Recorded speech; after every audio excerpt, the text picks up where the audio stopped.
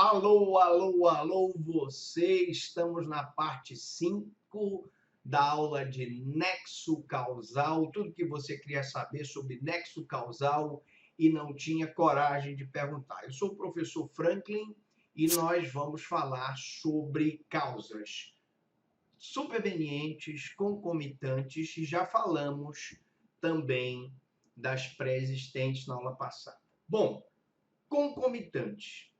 Como vocês sabem, as causas concomitantes, elas ocorrem paralelamente. São duas causas que ocorrem paralelamente. E aqui eu estou falando da relativamente independente. Um exemplo. Em um assalto a banco, um sujeito sofre um infarto do miocárdio por consequência do susto que levou. Evidentemente que os assaltantes, quando eles foram lá no banco, eles provocaram um susto muito grande nas pessoas. Eles estão com a finalidade de assaltar o banco, eles não querem matar ninguém. Mas um cidadão lá, uma senhora lá, tem um infarto e morre em consequência do assalto. Veja que a conduta do assaltante não está desligada, desvinculada ao infarto do miocárdio dessa senhora. Portanto, ele responde relativamente pelo infarto que ela sofreu.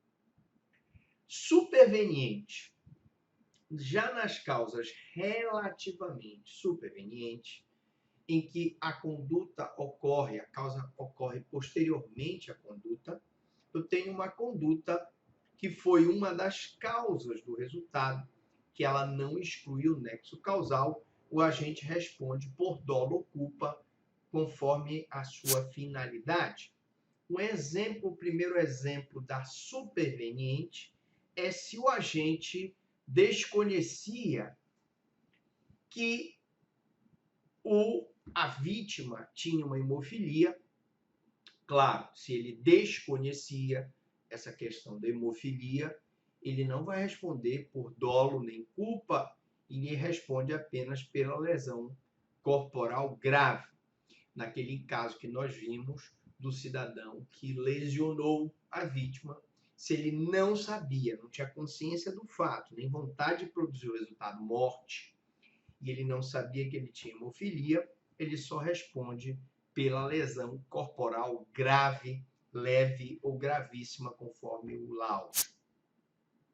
No exemplo 2 de causas supervenientes, um ônibus colide com um poste que sustenta fios elétricos, um dos quais, caindo no chão, atinge um passageiro que havia descido do veículo.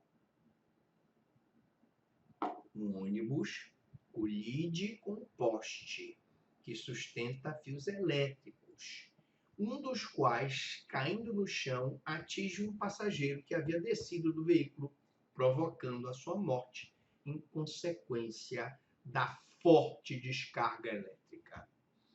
Nesse caso, o ônibus que colidiu com o poste, o motorista do ônibus vai responder pela lesão corporal na direção de veículo automotor em relação aos passageiros que ele provocou essa lesão. Mas em relação ao passageiro que havia descido do veículo e que por uma infelicidade foi atingido por um cabo de fio elétrico e teve uma descarga elétrica, e se ele não tinha essa consciência do fato, nem essa vontade de produzir o resultado, porque é bom deixar bem claro que se o motorista fez isso de propósito, para que diz para o passageiro vindo, ele viu o cabo elétrico quebrado e disse para o passageiro desce, querendo que o passageiro realmente fosse atingido pelo cabo, aí já muda totalmente a figura. Aqui eu estou levando em consideração que ele não sabe que o passageiro vai descer e vai ser atingido pelo fio elétrico. Nesse caso, ele responde só pela colisão e as lesões que ele provocou nos passageiros. Um exemplo 3, né? Aqui ainda sobre o exemplo 2. Aqui o agente não responde pela morte do passageiro que morreu por conta da descarga elétrica, mas pelos atos anteriores, porque o choque elétrico inaugurou um novo curso causal que, por si só, produziu resultado, ainda que relativamente independente. Então, ele não responde por nada que inaugura novo curso causal que, por si só, resulta, ainda que relativamente independente. Então, você pegando esse macete, você já sabe que tudo que por si só gera um novo curso causal, ele não pode, o agente, responder por esse novo curso causal.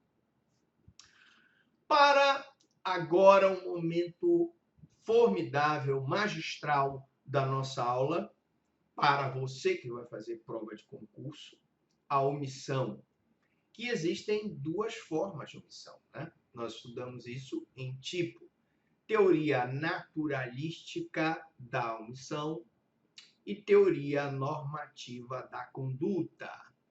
Na teoria naturalística da omissão, eu tenho o seguinte conceito.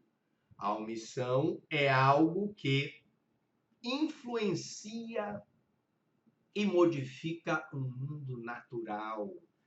A omissão, ela é algo que influencia e modifica o mundo natural.